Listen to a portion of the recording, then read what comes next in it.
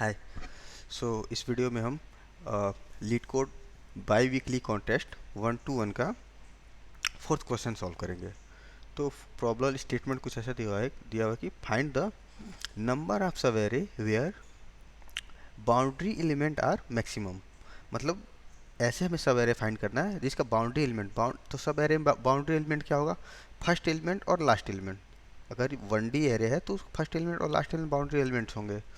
तो question statement कुछ है, you are given an array of positive integers. तो हमारे पास एक एरे होगा जिसमें सारे नंबर पॉजिटिव होंगे। रिटर्न द नंबर ऑफ सब array of nums where the first and last element of each sub array are equal to the largest element in the sub array.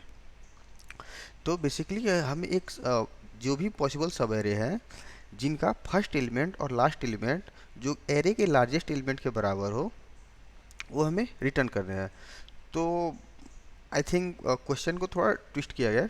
Question कुछ ऐसा ही होना चाहिए कि ऐसे सब एरे जिनका फर्स्ट एलिमेंट और लास्ट एलिमेंट बराबर हो, क्योंकि लार्जेस्ट एलिमेंट अगर बीच में कोई और लार्जेस्ट एलिमेंट होता है जो फर्स्ट एलिमेंट और लास्ट एलिमेंट के बराबर नहीं होता है तो वो सब एरे के बाउंड्री एलिमेंट सेम नहीं होंगे। जैसे कि इस एग्जाम्पल में दिया हुआ है 1 4 3 3 2। तो अब एक सब एरे वन एलिमेंट का भी इसमें कंसीडर किया गया है। तो जितने भी वन एलिमेंट के सब एरे हैं उनका first element, last element, middle element सब सेम ही है, तो वो इस कंडीशन को फॉलो करेगा। तो जितने भी एलिमेंट हैं उनका काउंट हम एक कर लेंगे, वो एक सब एरे हो गए। नेक्स्ट प्रॉब्लम आता है जिनका लेंथ 1 से ज़्यादा हो। तो हमें ऐसे सब एरे फाइंड करना है जिनका लेंथ 1 से ज़्यादा हो और उनके बाउंड्री एलिमेंट सेम हो। जैसे कि इसमें हो गया, इन दोनों को ले लेंगे एक सब एरे हो जाएगा, या फिर इन दोनों को ले लेंगे तो एक सब एरे हो जाएगा, या फिर इन तीनों को ले लेंगे तो एक सब एरे हो जाएगा। और इंडिविजुअली तीनों एलिमेंट एक सब एरे है जिनका फर्स्ट एलिमेंट, लास्ट एलिमेंट और बाउंड्री एलिमेंट सेम है। तो इसको अच्छे समझ के देखते हैं। जैसे कि हमारा सपोज एक एरे है जिसमें एलिमेंट है 3 5 3 2 3 1 7। तो जितने भी एक एलिमेंट है, जैसे कि 3 एक सब एरे है जिसका फर्स्ट एलिमेंट लास्ट एलिमेंट दोनों सेम है तो कंडीशन फॉलो करेगा। तो जितने भी एक इंडिविजुअली सब एक सब एरे है जिसका फर्स्ट एलिमेंट और लास्ट एलिमेंट सेम है तो इसको ध्यान देने की जरूरत नहीं है। लास्ट में हम जितने भी नंबर है सबको जो हमारा आंसर आएगा उसमें सम कर देंगे तो हमारा आउटपुट आ जाएगा। हमें मेन क्वेश्चन है कि जिनका लेंथ 1 से ज़्यादा वो कैसे फाइंड करें। जैसे कि ये सब एरे है जिसमें फर्स्ट एलिमेंट और लास्ट एलिमेंट जो बाउंड्री एलिमेंट है उनकी वैल्यू सेम है। या फिर एक सब एरे, आई थिंक इसमें वही एक सब एरे है। अगर यहीं पे एक सब एरे यहाँ पे और होता कि जैसे कि यहाँ पे 5 होती, यहाँ पे अगर 5 होता तो एक सब एरे ये होता जिसका फर्स्ट एलिमेंट और लास्ट एलिमेंट दोनों की वैल्यू सेम है। तो ऐसे कितने पॉसिबल सब एरे हैं जिनका फर्स्ट एलिमेंट और लास्ट एलिमेंट की वैल्यू सेम है और बीच के सारे एलिमेंट है उनकी वैल्यू उनसे छोटी है। ऐसे ही हमें एलिमेंट फाइंड करना है। तो मतलब क्वेश्चन स्टेटमेंट कुछ ऐसा चेंज हो गया कि हमें ऐसे सब एरे फाइंड करना है जिसमें बाउंड्री एलिमेंट ही सबसे बड़े हो, बीच के सारे एलिमेंट उनसे छोटे हो। तो एक ब्रूट फोर्स अप्रोच ये हुआ कि जितने भी पॉसिबल सब एरे हैं उनको ट्रैक करो और फिर उनको डिसाइड करो कि क्या वो इस कंडीशन को फॉलो करते हैं या नहीं करते हैं। तो ऐसे में n स्क्वायर टाइम लग जाएगा ऐसे सारे एलिमेंट चेक करने, ऐसे सारे सब एरे फाइंड करने में, और फिर उनको चेक करने में हर एक सब एरे को चेक करने में लग जाएगा ऑर्डर ऑफ n। तो ये टोटल हो गया ऑर्डर ऑफ n क्यू। तो डेफिनेटली हम इस रूल को नहीं, मतलब इस मेथड को नहीं फॉलो करेंगे, कुछ ऑप्टिमाइज करेंगे। तो सीधे जंप करते हैं, चूंकि ये क्वेश्चन हार्ड रिलेटेड है लेकिन हार्ड है नहीं। तो इसको हम सॉल्व करके देखते हैं कि जैसे कि ये एग्जांपल दिया हुआ था 3 5 1 2 3 2 3 और 5, ठीक है। तो अगर कुछ ऐसा करते हैं कि जैसे कि एक चीज़ हम ऑब्जर्व कर सकते हैं कि एक बार किसी एलिमेंट के बाद अगर उससे बड़ा एलिमेंट आ गया, जैसे कि 2 के बाद 3 आ गया, तो इसके बाद कोई भी एक ऐसा एलिमेंट हो जिसके साथ इसको पेयर बनाना हो तो ये पॉसिबल नहीं है क्योंकि बीच में एक बड़ा एलिमेंट आ गया, ठीक है। तो हम कुछ ऐसा करेंगे कि एक स्टैक में पहले 3 को डालेंगे। हमने 3 इंसर्ट किया, ठीक है। उसके बाद हम 5 लेंगे। अब चूंकि 3 के बाद 5 आ गया तो 3 हमारे लिए किस यूज का नहीं है, तो 3 को पॉप कर देंगे और 5 रह गया इसमें। फिर 1 आया, तो 1 के बाद 5 है, तो चूंकि 5 से छोटा है तो हम उसमें रख सकते हैं, क्योंकि इसके बाद कोई एलिमेंट आएगा अगर बाद में 5 आता है तो वो 5 के साथ पेयर बना सकता है। उसके बाद 2 आएगा, 2 इंसर्ट कर देंगे। 3 आएगा, 3 इंसर्ट कर देंगे। अब चूंकि 3 आया, सॉरी 1 मोर मिस्टेक, 2 आया, तब 1 के बाद अब फिर कभी 2 के बाद फिर कभी 1 आएगा तो 1 उसके पेयर नहीं बना सकता, तो 1 को पॉप कर देंगे। 1 पॉप करके 2 इंसर्ट कर दिया। उसके बाद फिर 3 आया, तो 3 आया तब 2, इसके बाद फिर 2 आता है 3 के बाद, तो 2 किसी काम करेंगे तो 2 को पॉप कर देंगे। अभी हमारे पास 3 है। फिर 2 आया, तो इसके बाद 3 के बाद 2 के बाद 3 आ सकता है तो 2 को रहने देते हैं, ठीक है। उसके बाद 3 आया तो 3 को पॉप करेंगे। अब देखेंगे कि 3 को पॉप करने के बाद हमें एक और 3 मिला, तो ये एक पॉसिबल पेयर बन सकता है, ठीक है। यानी कि हम कि कोई एलिमेंट रहेगा, कुछ एलिमेंट को इंसर्ट करते टाइम अगर उससे पहले जितने भी ऐसे एलिमेंट हैं जो स्टैक में टॉप पे उस एलिमेंट से छोटे हैं उनको हम पॉप कर देंगे। तब तक पॉप करेंगे या तो स्टैक खाली ना हो जाए या फिर उसे बड़े वैल्यू ना मिल जाए। तो 3 को पॉप किया और 2 को पॉप किया, अब हमें ये दोनों वैल्यू सेम मिल गया, यानी एक पेयर बन गया। तो हम क्या करेंगे, जब भी कोई वैल्यू इसमें इंसर्ट करते हैं तो हम अपना एक मैप बनाएंगे, जैसे मैप, और मैप में उस वैल्यू उसका काउंट 1 से इंक्रीमेंट कर देंगे।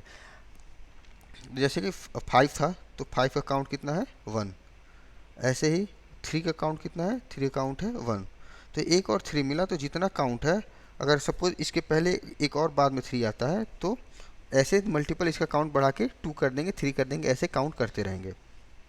तो ये तरीका हो गया कि हम करेंगे क्या। ओवरऑल आइडिया मिल रहा है कि हमें दो चीज़ की ज़रूरत पड़ेगी, या तो इसके पहले कितनी बार मल्टीपल 3 आया, सपोज अगर 3 टाइम 3 आता है, उसके बाद अगर एक दूसरा बाद में 3 आता है तो वो एक तीनों के साथ पेयर बना सकता है, ठीक है। तो दो चीज़ है, हमें एक मैप रखना है। मैप क्या होगा, हर एलिमेंट के काउंट को स्टोर करके रखेगा, तब तक स्टोर करके रखेगा जब तक वो स्टैक में है, ठीक है।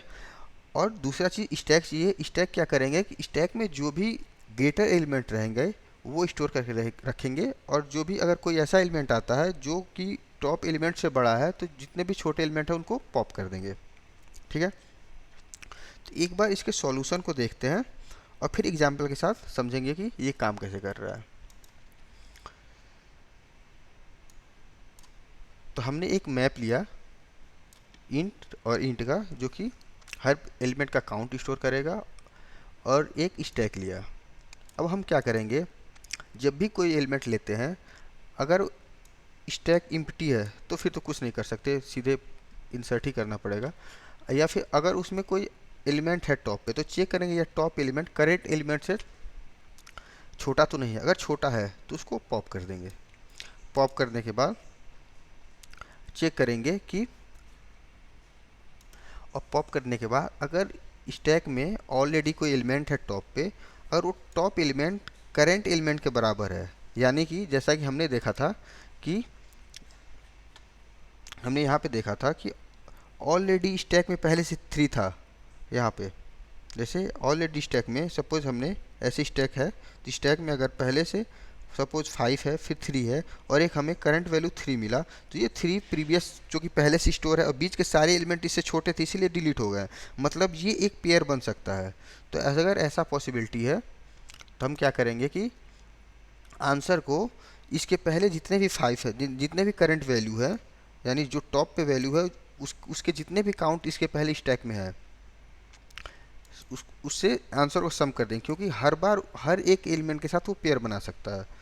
तो हर एक पॉसिबल सब एरे एक कैंडिडेट है हमारे जो दोनों कंडीशन फॉलो करता है, और फिर मैप में उसकी वैल्यू को इंक्रीमेंट कर देंगे। और या अगर ऐसा नहीं है तो फिर क्या करेंगे, अगर जो स्टैक खाली है या फिर उसकी काउंट केवल मतलब उससे बड़ी वैल्यू है, तो उन दोनों कंडीशन में वो करंट वैल्यू इंसर्ट कर देंगे, और ये लूप तब तक चलेगा जब जितने भी एलिमेंट है। तो यही छोटा सा इसका कोड है कि हर एक एलिमेंट को इटरेट करेंगे, स्टैक में देखेंगे क्या पहले से जितने भी स्टैक में टॉप में जितनी वैल्यू है वो अगर उससे छोटी है तो सारे वैल्यू को पॉप कर देंगे जब तक कि बड़ी वैल्यू या उसके बराबर वैल्यू नहीं आ जाती। अगर वैल्यू बराबर है तो फिर हर जितने भी उसके काउंट को देखेंगे मैप में कितनी बारी आया है और उसको आंसर में उसको ऐड कर देंगे और वैल्यू को इंक्रीमेंट कर देंगे। अदरवाइज अगर वो फर्स्ट टाइम वैल्यू आ रही है या फिर उसके पहले जो वैल्यू थी वो उसके पहले जो वैल्यू थी इससे बड़ी है तो काउंट को 1 कर देंगे।